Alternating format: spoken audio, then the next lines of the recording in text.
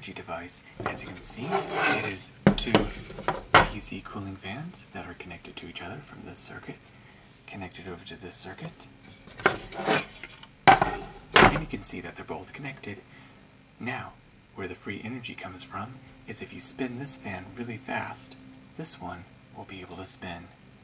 So then that way, once that one spins, it'll generate electricity back to this one, which will then keep this one spinning and this one spinning, and that way it's always spinning and creating full 100% free energy.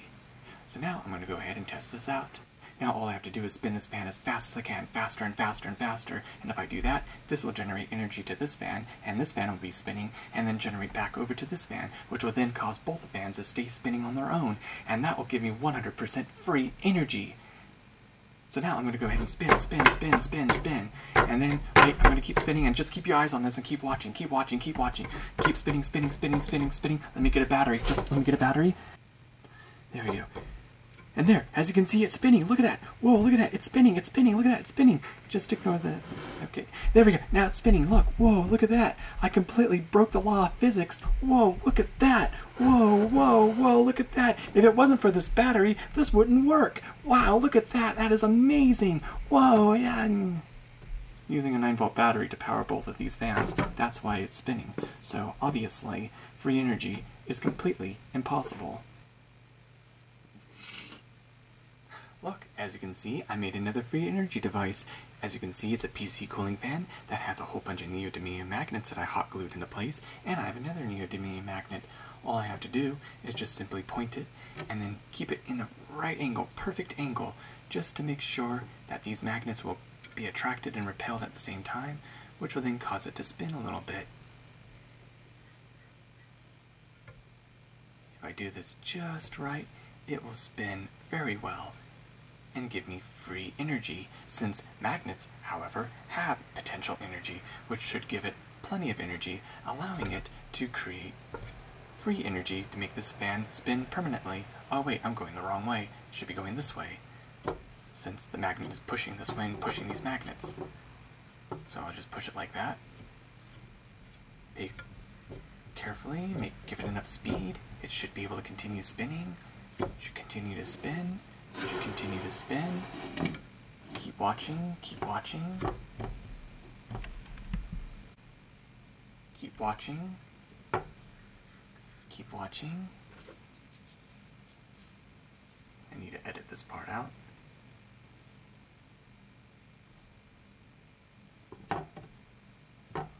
Whoa, look at that. It's spinning. Whoa, using a 9... Whoa, it's spinning using a neodymium magnet in my hand, and also neodymium magnets placed all over the fan is causing it to spin. Whoa, look at that. That is so amazing. I can't believe it. Oops, I should keep this magnet right here. Look, whoa, look, it's working. Whoa, that's amazing how it's working.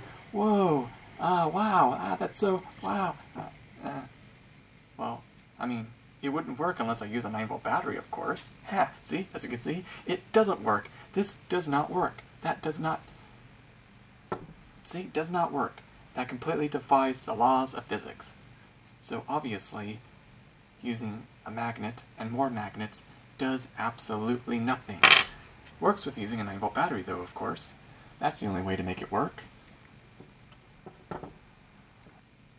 There, as you can see, it works. Using a 9-volt battery, of course.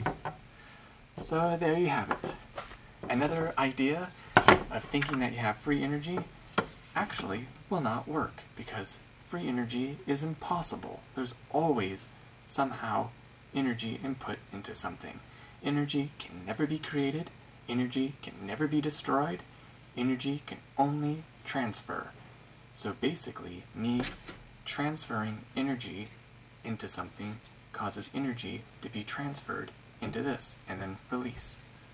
So obviously, this breaks the laws of physics again.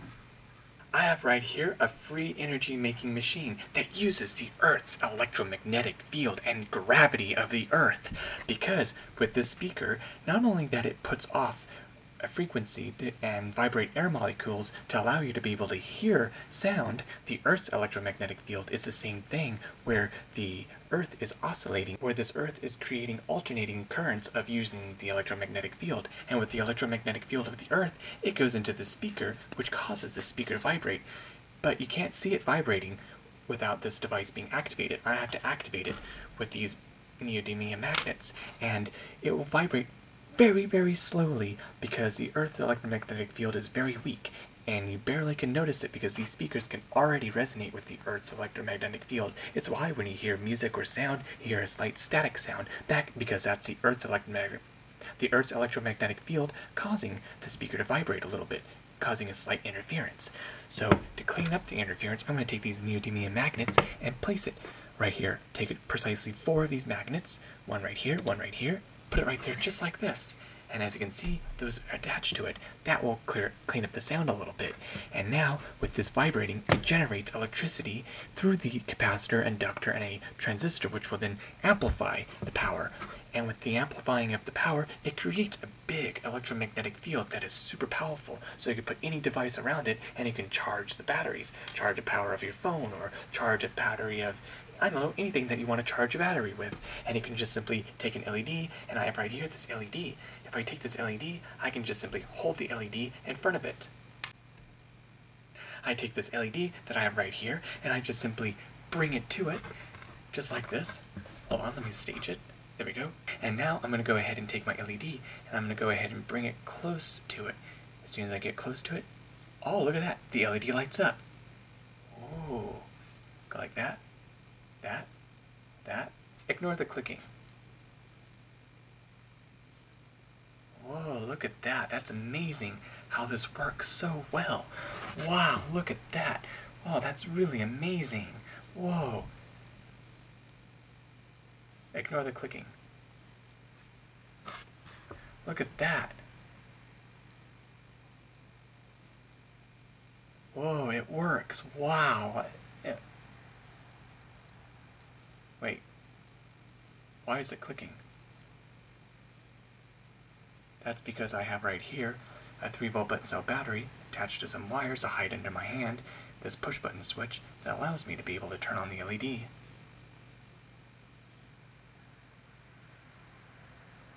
That's why it works. So this absolutely does completely nothing. These are just soldered components that are soldered together. That does absolutely nothing. Looks cool. I do admit that does kind of look cool looking. Very attractive. Very cool looking. You know, kind of convincing, making you think there's a, you know, it's doing something, but it's absolutely doing absolutely nothing. So I just have this that does everything, which is just basically a 3-volt button cell battery attached to wires, a switch, and an LED, and I could just simply turn it on like this. Although, out of this project, I made a nice little mini flashlight. So hey, that's kind of cool. Out of this idea of making a fake free energy device. So yeah, that's how it works. Free energy is completely impossible. Completely breaks the laws of physics. So there you have it. Happy April Fools, everyone. And there you have it. Now you know how to make some fake free energy devices that uses a few simple components to be able to make some fake free energy that looks convincing, but completely impossible and completely fake. The only thing that I got out of this that was actually kind of useful and cool is this little flashlight. I kind of like this little flashlight. Kind of making this for the video just as a joke because I can hide the LED and making it look like I'm holding the LED so I can click it gently. So yeah, this is something that's actually useful. But overall, there you have it. Happy April Fools, everyone. Thank you for watching SciTech Tech. I hope you learned something new, and don't forget to like, share, and subscribe, and of course click on the bell icon to be notified of future SciTech Tech videos. Till the next tech, goodbye.